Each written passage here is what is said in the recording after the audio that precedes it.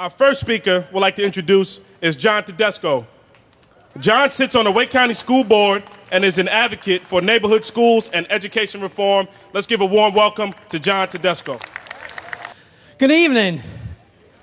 I am so honored to be here with all of you today. A lot of my friends said, well, we have a big tea party in Raleigh going on, and you're one of our star speakers. We'd love to have you out there, and why are you going all the way out to Greensboro? And I said, so it's so important that we continue to encourage our side to get involved locally. One of the reasons I'm honored to be here is, like each of you, I understood when this nation was founded under the rule of a totalitarian government sparking a revolution. And in that design of that nation, Thomas Jefferson himself proclaimed that the spirit of resistance to government is so valuable that he wanted to keep it as part of the design so that the people would always have that right and that opportunity. And from time to time in our nation's history, our citizens had to stand up and rein back in that government that was taking our liberties away from us. Well, today I am fundamentally convinced that we stand on the forefront of a new American revolution. And you are the forefront of that revolution, and I think it's fitting that that revolution again in 2011 begin with a tea party.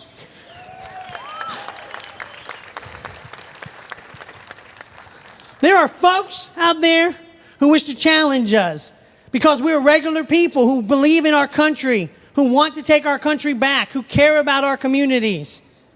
I grew up in the Pittsburgh area with six of my brothers and sisters. I was one of these free and reduced lunch kids we hear about. I lived in these low-income projects we hear about. And by the grace of God and Jesus Christ and the opportunity for education, I was blessed to rise up and get out of those opportunities. And I raised my hand and dedicated my life to wanting to help tens of thousands of children like me, and dedicated my career to helping those children with programs for homeless children, or the North Carolina Mentoring Children of Prisoners initiative I built, or working with Big Brothers Big Sisters and other charitable organizations. And in that passion that I've had for helping our children and our most vulnerable in society, I've routinely been challenged by people. They say to me, well, John, you're so passionate and you care so much and you've dedicated your career and your life to helping these kids. Why aren't you a Democrat?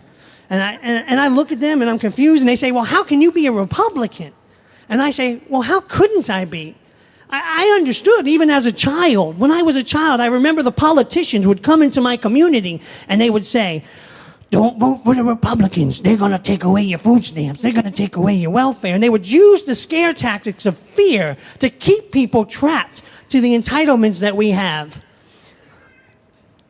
There's been times in our history when our government has done what it's could in different ways to basically keep our people trapped to these systems.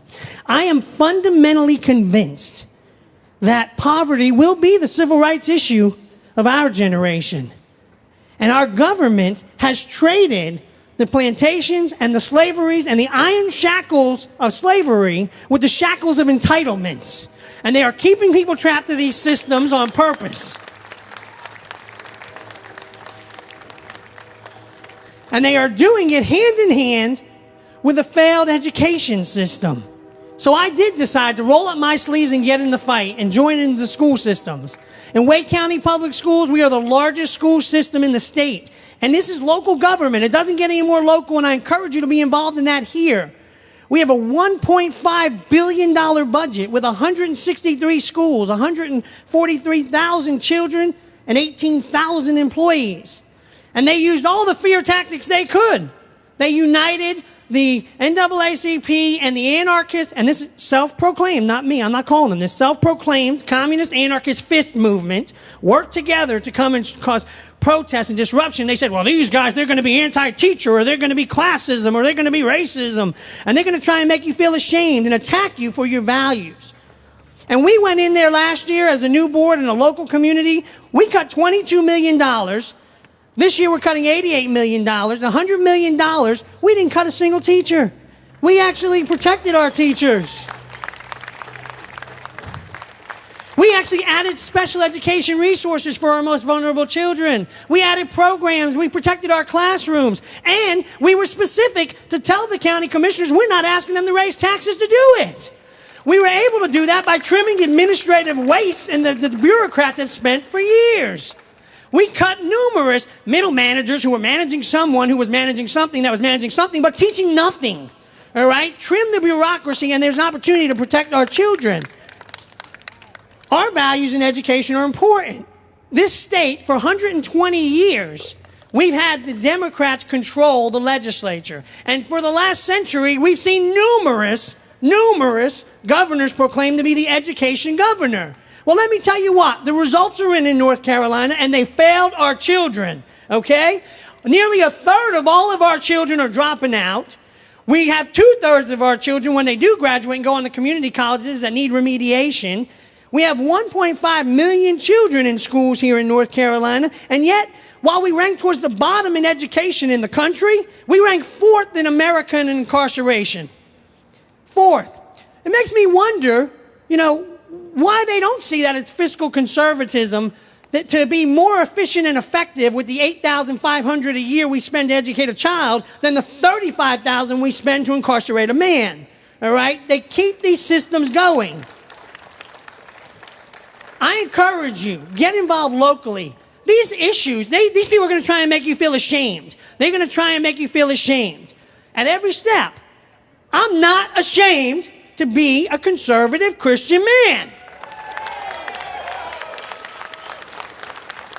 In Wake County, they've had everybody and their brother trying to make me feel ashamed. Whether they've had Bill Clinton chiming in or Stephen Colbert put me on Comedy Central or they think it's a joke. They got Governor Perdue and everybody you could possibly think of. Your NAACP, even you got some joke commissioners here who thought it was their right to come and disrupt our meeting. I think Commissioner Coleman should stay here and get her problems fixed here first before she sits there and judges people in Wake County. Come to my meeting again with the NAACP and the rest of them and we'll get you arrested too. But let me tell you something. I'm not ashamed of these things. These things are what makes this country great. I'm not ashamed to believe in American exceptionalism. All right? I am not ashamed to believe that it was liberty and free markets that made this country great. I am not ashamed to believe in limited government. It's not a crazy radical idea. Okay? Those issues are not racist. Those issues are not classist. They're not anti-teacher. They're simply anti-socialist. So we have to pay attention to who is trying to attack us around this state and around this country.